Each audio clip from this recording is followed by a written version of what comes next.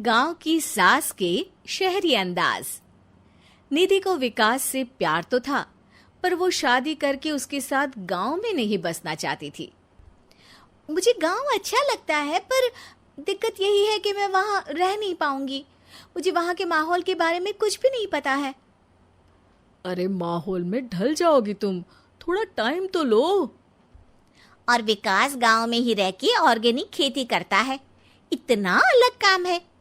और यहाँ शहर में क्या है, कितना प्रदूषण और भीड़ है यहाँ।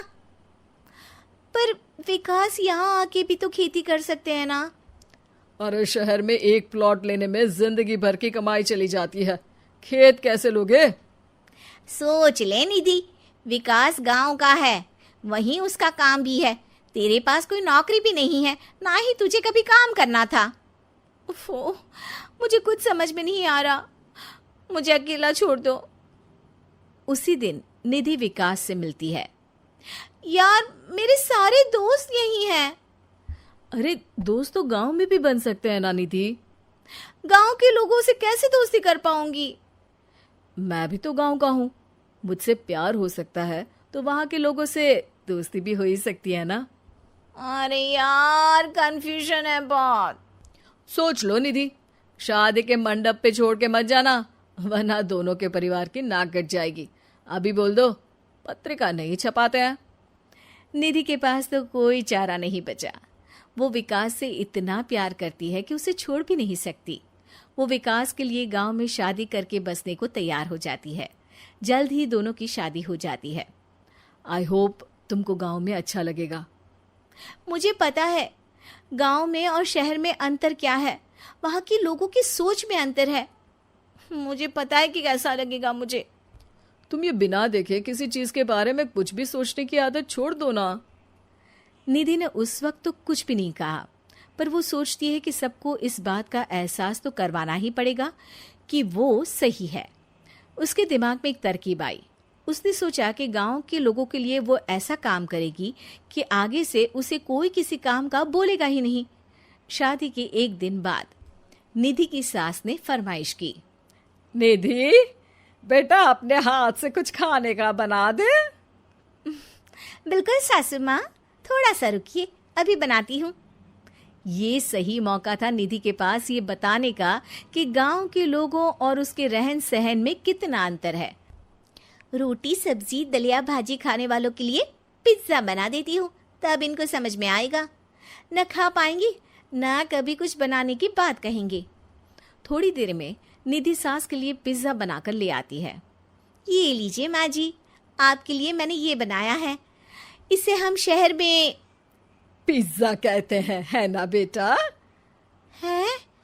आपको कैसे पता कि इसे पिज्जा कहते हैं? अरे पिज्जा को पिज्जा नहीं बोलेंगे तो क्या फ्रेंच फ्राइज कहेंगे? गांव की सास से ये सारी बातें सुन के बहू चौंक जाती है। लेकिन सास एक और ऐसी बात कहती है कि बहू जिसकी उम्मीद ही नहीं कर रही होती है। बहू, इस पिज्जा के ऊपर ओरेगानो मिला दे और थोड़ा चिली फ्लेक्स, मजा आ जाएगा। माँ जी, गांव में रह के भी आपको ये सब कैसे पता है? अरे यूट्यूब टीवी सब खबर रखते हैं हम भी। इंटरनेट है जहाँ, जानकारी है वहाँ। अरे वाह माँ जी। अरे अभी वहाँ मत बोल। अब जब मैं पिज्जा का फोटो लेके फेसबुक पर डालूंगी ना, तो वहाँ कमेंट में जाकर वहाँ बोलना, ठीक है? ठीक है माँ जी। अरे ठीक है माँ जी की जगह ओके मम्मी या ओके मम्मा बोल दिया करना। है? ठीक है, मतलब ओके मम्मा। निधि का तो सर ही घूम जाता है। इतना शहरी बर्ताव तो शहर में रहने वाली निधि की माँ का भी नहीं था। वो शाम को अपने पति से पूछती है, विकास, तुम्हारी मम्मी तो काफी कूल है यार। पिज्जा में क्या डालते हैं, फेसबुक पर क्या डालते हैं, सब कुछ पता है उन्हें तो। हमारे बड़े पापा के लड़के रहते हैं शहर में, बस उनके बच्चे आए थे गांव में गर्मी की छुट्टियां मनाने। उन्होंने माँ को एकदम शहरी बना दिया। उनका फेसबुक अकाउंट भी है, इंस्टाग्राम भी है और टिकटॉक बैंड हो गया, वरना वो भी बनाती थी। तभी सास वहां आ जाती है। अरे निधि, मैं तुझे टैग नहीं कर पा रही हूँ, जरा मेरी फ्रेंड रिक्वेस्ट एक्सेप्ट तो कर दे।